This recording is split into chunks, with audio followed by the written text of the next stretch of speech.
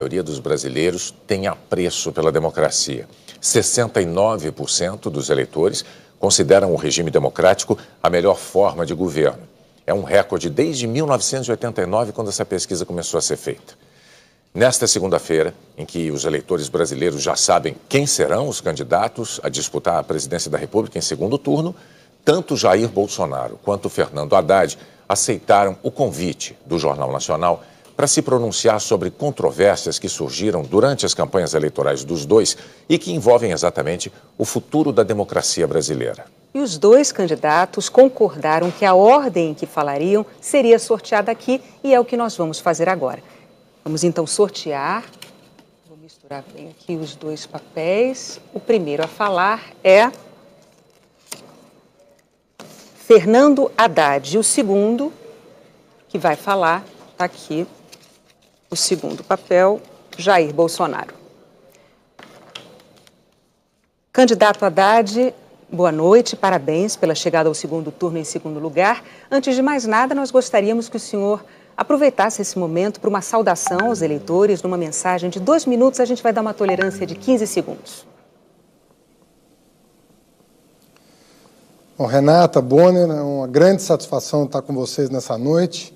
Telespectador, cidadão, cidadã brasileiros, a grande satisfação estar no segundo turno com seu apoio. É uma honra poder participar de um segundo turno de uma eleição presidencial, situação em que nós vamos poder confrontar apenas 2 projetos. Vai ficar muito mais claro para você a natureza de cada um dos projetos. Nós, do lado da social-democracia, do estado de bem-estar social, que garante o direito do cidadão, que garante o direito do trabalhador, que cumpre a Constituição de 1988, que ampliou as possibilidades e as oportunidades. Um projeto que visa gerar empregos e oportunidades educacionais. Conforme eu tenho dito ao longo dessa campanha, eu que tenho apenas 20 dias de campanha e consegui atingir 29% dos votos, mais de 30 milhões de brasileiros e brasileiras confiaram no nosso projeto, eu tenho dito que uma pessoa tem que acordar e ter para onde ir. É como eu aprendi com meu pai. E isso exige do poder público oportunidades de emprego e de educação. É carteira de trabalho assinada numa mão e um livro na outra. Espírito desarmado em virtude do desejo de promover desenvolvimento com inclusão social. Nós não podemos pensar em outra natureza de desenvolvimento. Desenvolvimento para poucos não é desenvolvimento. A economia pode até crescer, mas ela não vai se estabelecer. O verdadeiro crescimento que nos interessa é aquele que é compartilhado com todos os brasileiros, sobretudo com os mais vulneráveis. É esse projeto de Brasil que nós queremos defender nesse segundo turno e o faremos com muita responsabilidade e com muito respeito a você, eleitor, eleitora. Candidato, o seu programa de governo prevê a convocação de uma Assembleia Constituinte para mudar a Constituição brasileira, a chamada Constituição Cidadã, que é o que garante a nossa democracia e que acabou de completar apenas 30 anos.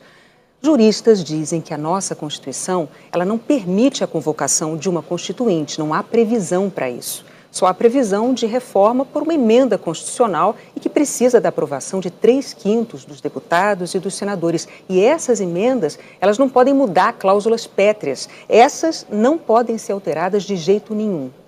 Um outro ponto é que, 10 dias atrás, o ex-presidente do PT, José Dirceu, disse ao jornal espanhol El País que não acreditava numa vitória eleitoral de Jair Bolsonaro e declarou o seguinte, abre aspas, dentro do país é uma questão de tempo para a gente tomar o poder. Aí nós vamos tomar o poder, o que é diferente de ganhar uma eleição. Fecha aspas. O que o senhor diria aos seus críticos que se preocupam com a democracia brasileira no caso do senhor se eleger presidente? Bom, em primeiro lugar, sobre a primeira pergunta, nós revimos o nosso posicionamento. Nós vamos fazer as reformas devidas por emenda constitucional. Quais delas? Em primeiro lugar, a reforma tributária. No Brasil, quem sustenta o Estado é o pobre, infelizmente. Quem paga mais imposto proporcionalmente à sua renda é o pobre. E os muito ricos não pagam absolutamente nada, pagam uma proporção muito pequena da sua renda. Essa reforma tributária será feita por emenda constitucional, que prevê, inclusive, a isenção de imposto de renda para quem ganha até 5 salários mínimos, uma proposta defendida por nós desde janeiro de 2018 e que contempla o nosso plano de governo. A segunda reforma importante é a reforma bancária. Não é possível continuar convivendo com essa concentração de bancos, com as taxas de juros que eles cobram do empresário que quer produzir e do consumidor que quer comprar no crediário. Se nós fizermos com que o juro baixe, o lucro do empresário sendo maior que o juro, as pessoas vão voltar a investir e vão voltar a contratar.